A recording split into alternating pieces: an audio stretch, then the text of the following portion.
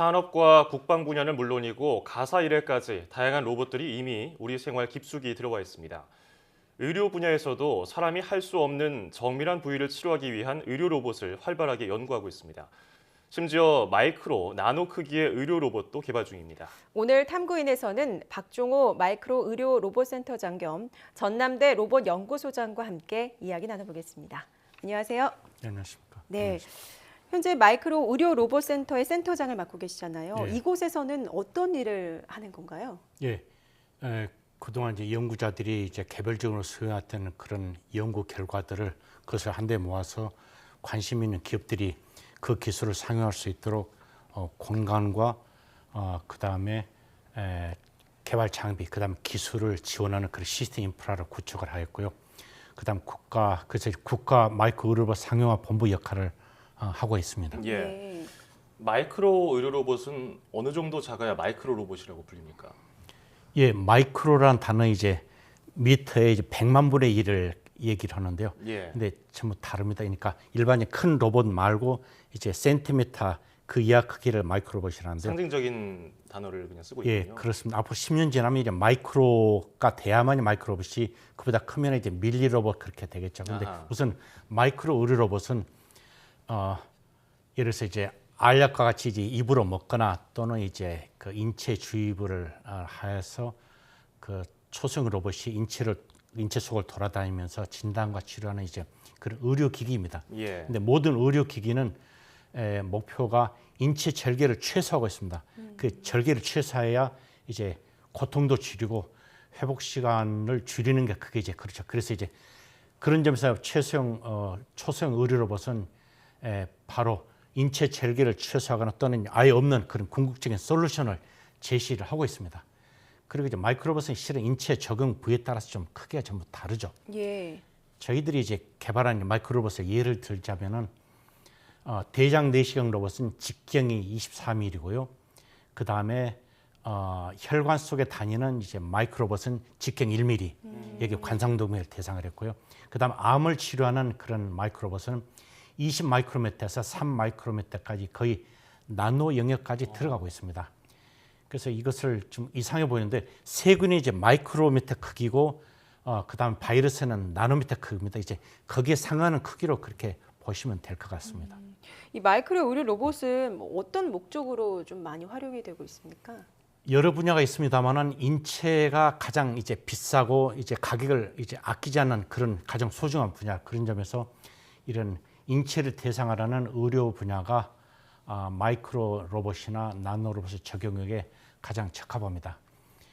그리고 또 의료 로봇은 이제 부가가치가 실은 매우 높습니다. 그래서 기존의 이제 청소 로봇 같은 그런 소비자 로봇과 대비되는 그런 개념으로서 프리미엄 로봇으로 저희들이 부릅니다.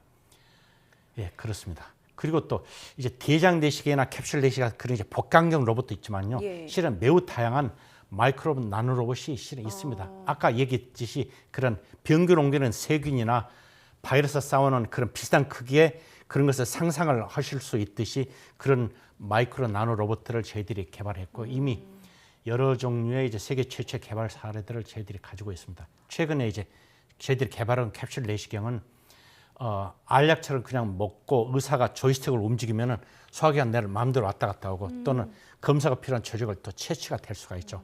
또 한 가지 이제 마이크로 나노 로봇 쪽에서 면역 세포를 이용한 그런 마이크로 로봇은 면역 세포에 약물과 자석 입자를 집어넣고 전자장을 조정을 해서 암 부위를 집중적으로 공격할 수 있는 그런 개념으로 또 저희들이 개발하였습니다. 굉장히 흥미로운 내용들이네요.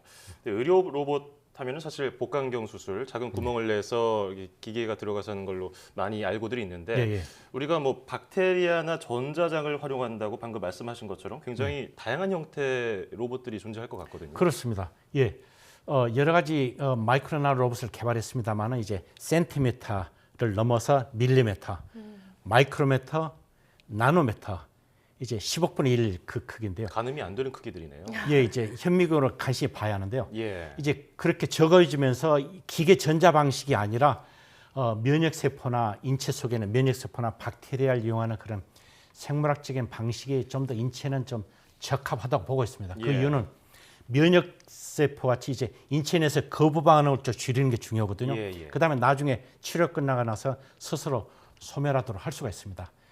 예를 들어서 일부 박테리아는 암을 추적하고 공격하는 그런 좋은 기능을 가지고 있습니다. 그 박테리아에 이제 암 치료 약물을 결합시키면은 박테리아가 그 약물을 가지고 암 있는 쪽으로 스스로 이동을 합니다.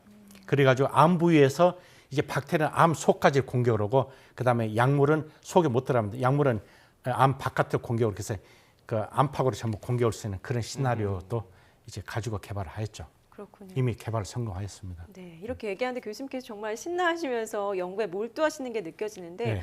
교수님께서 로봇 연구를 너무 열심히 하시다 보니까 별명도 로봇이라고 들었어요.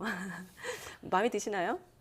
뭐 그런 것 같습니다. 그게 이제 로봇 연구에만 집중하다 보니까 이제 직업병인 것 같습니다. 예. 현재 개발 중인 로봇이 있다고 들었는데 어떤 것들이? 당연히 많이 있습니다. 예를 들어서 그러니까 이제 그 2005년에 저희가 이제 수동 캡슐 내시경을 개발해서 성공했고요. 지금은 그 회사가 FDA 인증까지 2012년에 받았습니다. 근데 2005년에 수동 캡슐 내시경 개발했는데 정확히 10년 만인 2015년 작년에 능동 캡슐 내시경을 개발하였습니다. 그 이제 재밌는 게 이제 알약같이 먹고 의사가 조이스틱을 움직이면 바로 마음대로 왔다 갔다 움직이는 그런 개념이기 때문에 매우 효율성 크고 이제 이런 기술을 남보다 빨리 개발해서 제품화를 해야 합니다. 그래서 그쪽에 열심히 상용화 모델을 개발을 하고 있습니다. 예.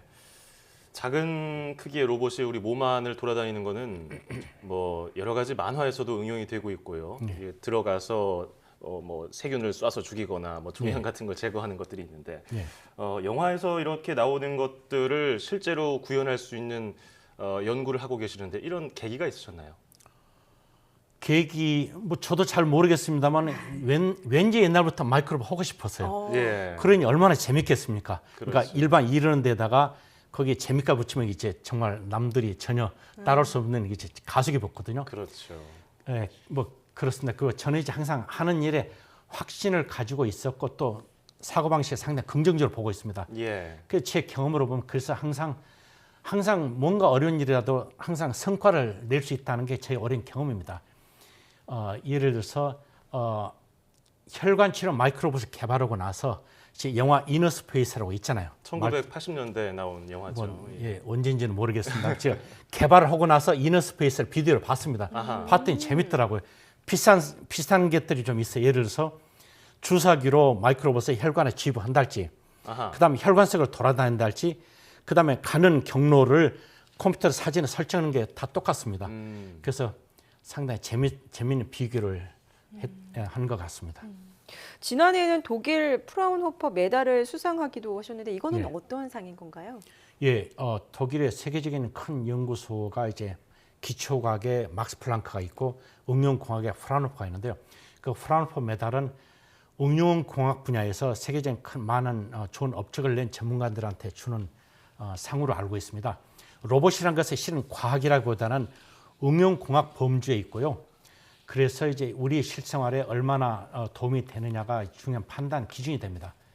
그런 점에서 저는 상당히 보람 있는 상으로 생각을 하고 저는 그냥 받았는데 주변에서 훨씬 좀 큰 상을 받았다 칭찬을 많이 하길래 그런가 그렇게 생각하고 그러니까 재밌게 연구를 하다 보니까 또 이 자리까지 오셨고 이런 상도 받으시고 또 이렇게 또 재밌는 연구에 대해서 설파도 해주고 계시는데 앞으로 이 마이크로 의료 로봇이라는 게 산업으로 자리 잡으면서 어떻게 발전할 것인지 그 전망은 어떻게 하고 계십니까? 예.